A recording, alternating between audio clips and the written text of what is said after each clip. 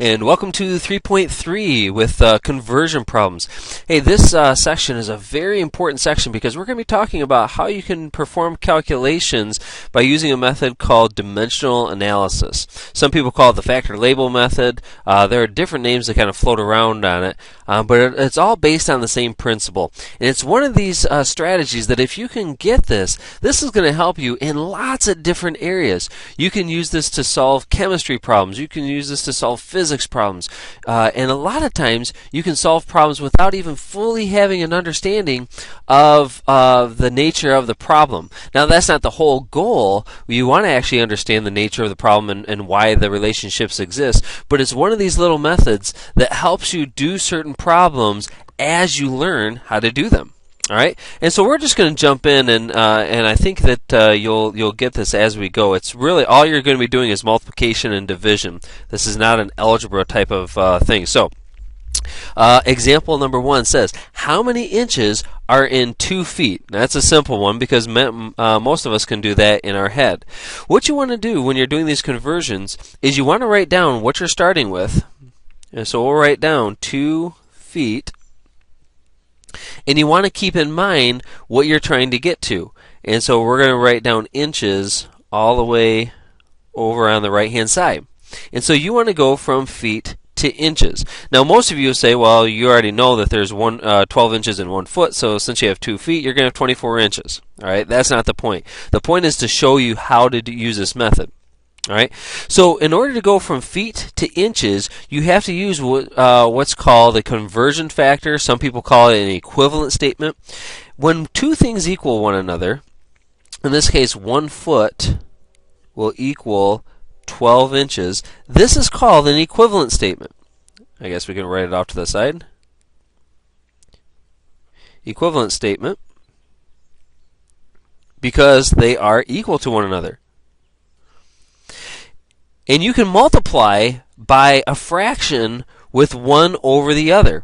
You can change this into 1 foot over 12 inches, or you can use 12 inches over 1 foot.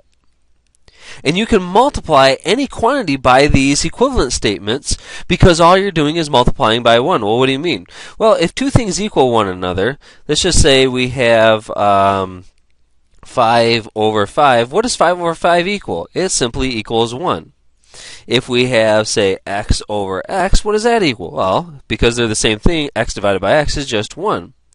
Now, if x equals 5, and you have x over 5, well, since we know that x is also 5, these two quantities are the same thing. X over 5 in this case would equal 1. So when two quantities are the same and you divide one into the other, it's just 1. And you can multiply any quantity by 1 without actually changing what that quantity is. So therefore, it will be legal to multiply this 2 feet by either 1 foot over 12 inches or 12 inches over 1 foot. And so you have to decide. Well, the way you decide this is by looking at the units. You want the units to divide out. So what we're going to do is we're going to put 12 inches over 1 foot. What that's going to do is it's going to divide the feet on top. Of course, this is over 1. Anything, if it's just a number by itself or a number in a unit by itself, it has 1 in the denominator. And so since you have feet in the numerator and feet in the denominator, they can divide out. For the same reason that 5 can divide out with 5, or x can divide out with x, or whatever else. If two quantities are the same, one in the numerator, one in the denominator, and they're being multiplied or divided, they will divide out. So now, what is the only unit you're left with? We are only left with inches in this case. And so since we're looking for inches and we're left with inches, we're ready to do our conversion. So you multiply any numerator and divide by any denominator. So it's going to be 2 times 12 divided by the 1s. And 2 times 12, of course, is 24. And the only unit that's left is inches. And so there's our answer. Now you might be thinking, well, that's a whole lot of work to do something we're able to do in our head. But most of the time you're not going to be able to do these in your head. And you're going to be using multiple units, so it gets a little more complex as we go. So hopefully that you follow that. If not, go back and look at that one again. Rewind it, try it again, and see if you understand the whole logic behind this. And then we'll go ahead and move on to the next example.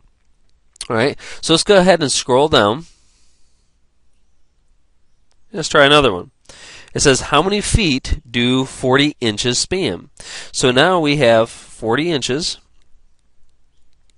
and we want to get to feet. And I usually leave a lot of room, and the bigger the problems get, I space these out really far so that I don't run out of room.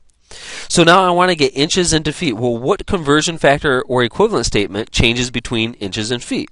Well, it's the same ones that we used last problem. It's the 1 foot over 12 inches or the 12 inches over 1 foot. You can use either one. But what we're going to use in this case is we're going to use the 1 foot over 12 inches. We're going to use the other one. And the reason why is because we already have inches in the numerator on top, so we want to get inches to divide out. So we have to stick it in the denominator. So those two divide out. We're left with feet. We're looking for feet, and so we're ready to do the calculation. And once again, you're going to multiply any numerator, and you're going to divide by any denominator. So it's going to be 40 times 1 divided by 12. I guess we can write that out just so you can see it. 40 times 1 divided by 12. Multiplying numerators, dividing by denominators.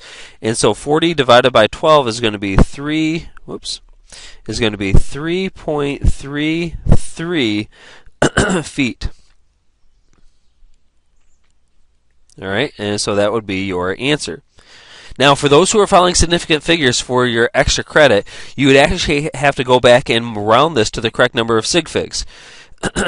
This term here, 40, has only one significant figure because the decimal is absent, so you have to go from the Atlantic side, skip over that 0. You have 1 sig fig there.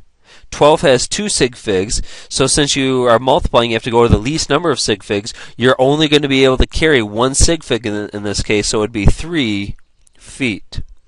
This is the first 3 is what you want significant. The second 3 would keep that 3 a 3 and not round up to a 4. So for those who are doing significant figures, you're going to be your final answer would be 3 feet, written as that. Now, if we had put in a decimal and it was 40 decimal, now you'd be starting from the Pacific side. There's no zeros to skip over. Both the 4 and the 0 would be significant, so you'd have 2 significant figures there. Actually, for reasons that we're not going to get into quite yet, this actually has an unlimited number of sig figs, so we would write this as 3.3 feet. Okay, and we'll have to spend a little time cleaning up the significant figures part. But for everybody else, the main thing is can you do the conversions? All right?